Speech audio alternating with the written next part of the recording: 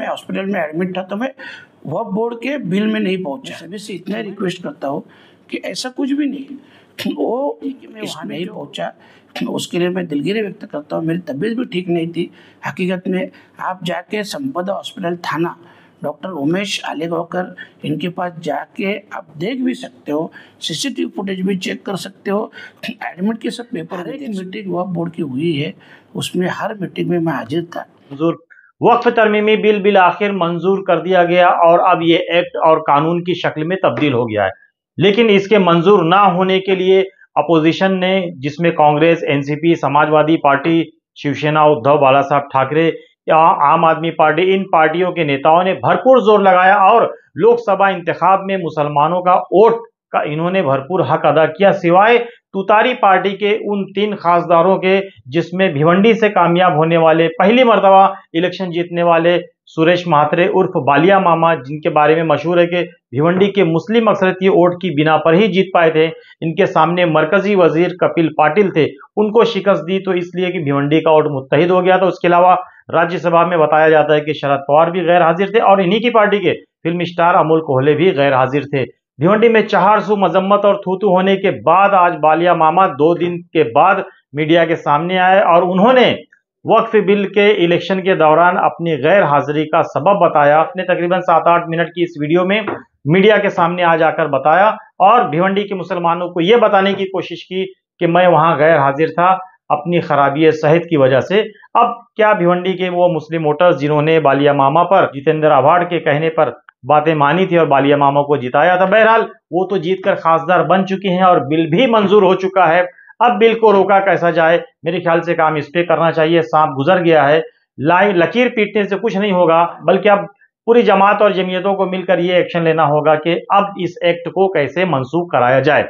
देखें बालिया मामा ने अपनी गैर हाजिरी की सफाई में क्या बातें कही, सुनिए। वक्फ अमेंडमेंट बिल जब पास हुआ तब आपके अनुपस्थिति के बारे में जो है भिवंडी शहर में चर्चा हो रही है।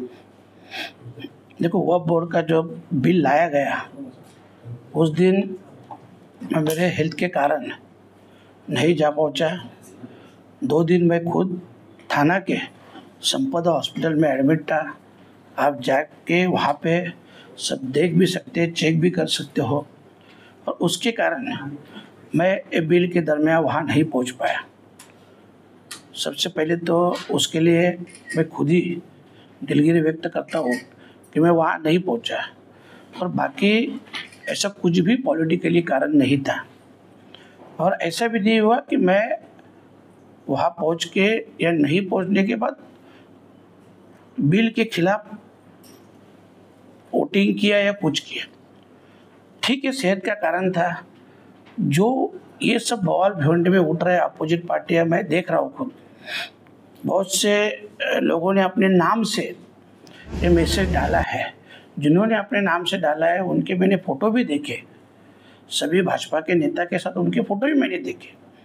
पर इस पे जो एक्स नेता है भिवंडी के, ये इसमें मैं आपको एक बात ज़रूर कहना चाहता हूँ कि ऐसा नहीं हुआ कि मेरी तबीयत ठीक थी, मैं हॉस्पिटल में एडमिट था तो मैं वक्फ बोर्ड के बिल में नहीं पहुँचा। मैं हमारे ट्रस्ट की भी जो मीटिंग थी, एकवीरा देवी माँ की जो ट्रस्ट की मीटिंग है जहाँ पे मैं प्रमुख विश्वस्त हूँ, वहाँ पे भी मैं नहीं पहुँच पाया। तो वहाँ नहीं पहुँचने के कारण वहाँ पे जो भी डिसीजन हुआ, वहाँ के कलेक्टर साहब रहे या पुलिस ऑफिसर, उन्होंने जो डिसीजन लिया और कानून के हिसाब से या सेफ्टी के हिसाब से कुछ डिसीजन ले लिए, वो जब न्यूज़ जय महाराष्ट्र मराठी न्यूज़ चैनल पे आई, उसी दरमियान भी इन्हीं लोगों ने हिंदू धर्म में पूरे ऐसी अफवाहें फैला दी है, और इतना बुरा लिख के भेजा है। मैं मराठी में आपको देता हूँ, ये मैसेज भी पूरे भिवंडी में हिंदू समाज में मेरे खिलाफ वायरल हुआ। सेम तारीख 3 तारीख, मैं 2 तारीख को एडमिट था, 3 तारीख को जब शाम को मेरा डिस्चार्ज हुआ, मैंने ये देखा उसमें इतना ख़राब लिखा था कि मतलब ट्रस्ट के माध्यम से ये जो सब इंस्ट्रक्शन आ रहे हैं कलेक्टर साहब ने जो दिए हैं, ये खुद बालिया मामा ने हिंदू के खिलाफ रहने के कारण ये दिए है। देवीच्या उत्सवात गुलालाचे उधळण आणि मतलब ये गुलाल बिलाल अगर नहीं उड़ा सकते तो वहाँ के मुस्लिम लोग आने वाले हैं क्या। और इतना बालिया मामा ने किया, लास्ट में तो इतने थर के नीचे उतरे कि बालिया मामा ने सुनता करनी चाहिए मुस्लिम के साथ। ये ऐसा तक, ये पूरा मीडिया का न्यूज़ है, मेरा नहीं है। लास्ट में ये भी लिखा की या अगोदर यात्रे आधी आगरी कोळ्यांची मावळी देवीच्या उत्सवात सर्व बंधने काढून खासदार बाळामामा म्हात्रे यांनी आगरी हिंदू असल्याचे स्पष्ट करावे। ये सेम डे का न्यूज़ है, 3 तारीख का ये भी न्यूज़ है, 3 तारीख का वो भी न्यूज़ है। उसके बाद में मैंने 4 तारीख को डीसीपी साहब को इसके बारे में, वक्फ बोर्ड के बारे में मैंने कुछ लिखा नहीं, पर इसके बारे में पुलिस स्टेशन में और डीसीपी के साथ मतलब कंप्लेंट भी किया है। लेटर मैं तबीयत ठीक नहीं था करके मैं घर पे आया, फिर मैंने साइन करके मेरे पीए को भेजा और ये कंप्लेंट भी दर्ज की है। तो ये जो दोनों घटनाएं हुई है, ये मेरी सेहत ठीक नहीं थी और उसी टाइम दोनों घटना सेम डे हिंदू में एक अलग ये चल रहा था, मुस्लिम में अलग चल रहा था। मैं सभी से इतना रिक्वेस्ट करता हूँ कि ऐसा कुछ भी नहीं। वो इसमें जो उन्होंने जो इस ट्रस्ट के बारे में लिखा, उसमें मैंने एक बाइट भी तभी दिया कि ऐसा कुछ भी नहीं है, यह मेरा उससे कुछ संबंध नहीं है, वो तो डिसीजन कलेक्टर साहब का है और पुलिस प्रशासन का है, वो मेरा डिसीजन थोड़ा है। पर वो पूरा सब मुझे मालूम है कि इतने लोगों ने व्हाट्सअप स्टेटस भी रखे थे, सब रखे थे। तो मैं इतना ही कहना चाहता हूँ कि ठीक है, मैं वहाँ नहीं पहुँचा, उसके लिए मैं दिलगिरी व्यक्त करता हूँ। मेरी तबीयत भी ठीक नहीं थी। हकीकत में आप जाके संपदा हॉस्पिटल थाना डॉक्टर उमेश आलेगांवकर इनके पास जाके आप देख भी सकते हो, सीसीटीवी फुटेज भी चेक कर सकते हो, एडमिट के सब पेपर भी देख सकते हो। पर फिर भी मैं नहीं पहुंचा, ये मुझे भी अच्छा नहीं लगा। पर जितनी हर एक मीटिंग वक्फ बोर्ड की हुई है, उसमें हर मीटिंग में मैं हाजिर था। मैंने ईद से 5 दिन पहले भी जब इफ्तार पार्टी में गया था, तभी मैंने बोला था कि सिर्फ और सिर्फ फॉर्मेलिटी चल रही है। ये फॉर्मेलिटी के माध्यम से जो बिल लाना है गवर्नमेंट को, सरकार को, वो लाने वाले हैं। उनकी जो मंशा है वो करने वाले हैं। सिर्फ और सिर्फ ये प्रोसीजर चल रही है, फॉर्मेलिटी चल रही है।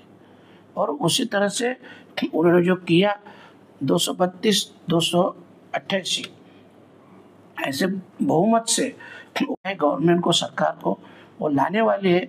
उनकी जो मंशा है वो करने वाले हैं। सिर्फ और सिर्फ ये प्रोसीजर चल रही है, फॉर्मेलिटी चल रही है।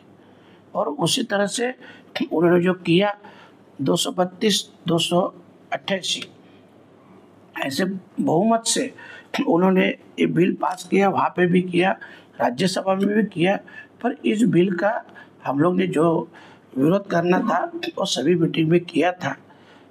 बाकी इसके लिए फिर से एक बार मैं दिलगिरी व्यक्त करता हूँ। आप जेपीसी के मेंबर थे, तो आपने उसकी मीटिंग अटेंड की, तो उसमें आपको कहीं भी नहीं लगा कि ये बिल जो है पारित हो सकता है या तो फिर ये बिल जो है रद्द हो सकता है किसी तरह का?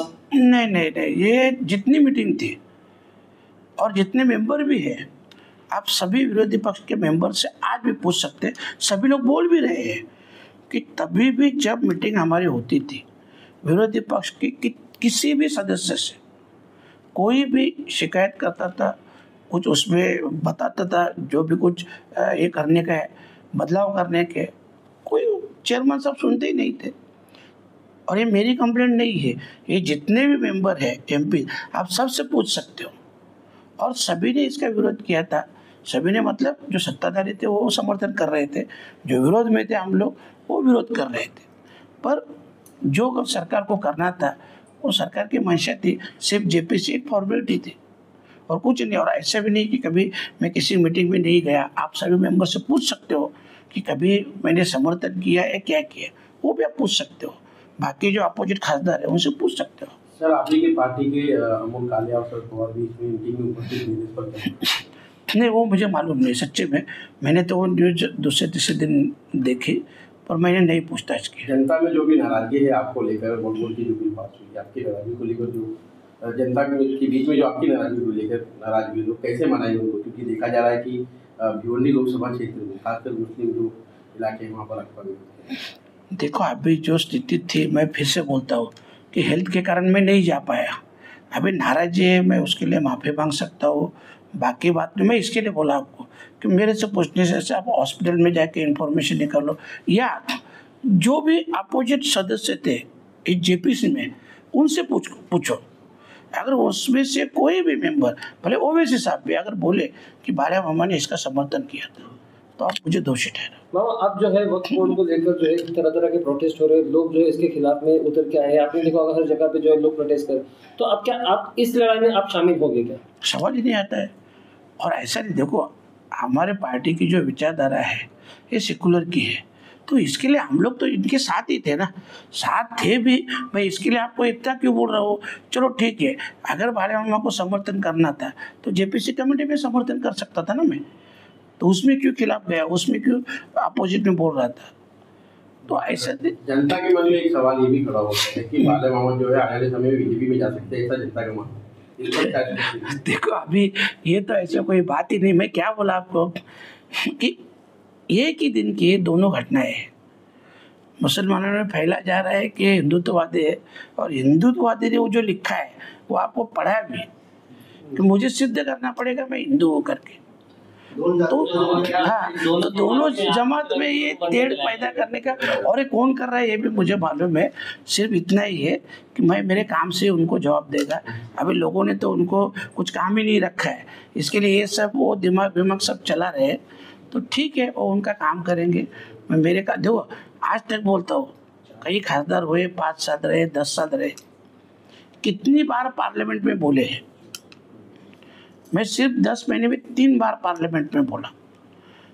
भिवंडी का, टोरंटो का भी मुद्दा उठाया, भिवंडी का आईजीएम हॉस्पिटल का मुद्दा उठाया, बाकी भी जो आदर्श थे, बुलेट ट्रेन इसका उसका, ये भी सब बुलेट ट्रेन का था, ड्रग्स का था, ये सब मुद्दे मैंने उठाए। इतना कम टाइम में उठाने वाला एक भी आदमी बताओ मेरे को, एक भी एमपी बताओ भिवंडी का कि जिसने, मैं तो बोलता हूँ 10 साल में भी कभी आपने सुना हुआ तो मालूम नहीं कि 2-3 बार पार्लियामेंट में बोले हैं। ऐसा सुना होगा ज़्यादा। मैं 10 महीने में 3 बार बोला, और ये बोला नहीं उससे मैं ये प्रूव करके दूंगा कि ये काम करके दिखाऊंगा। सिर्फ क्या है, देखो हर एक काम के एक सिस्टम रहती है, प्रोसीजर रहती है।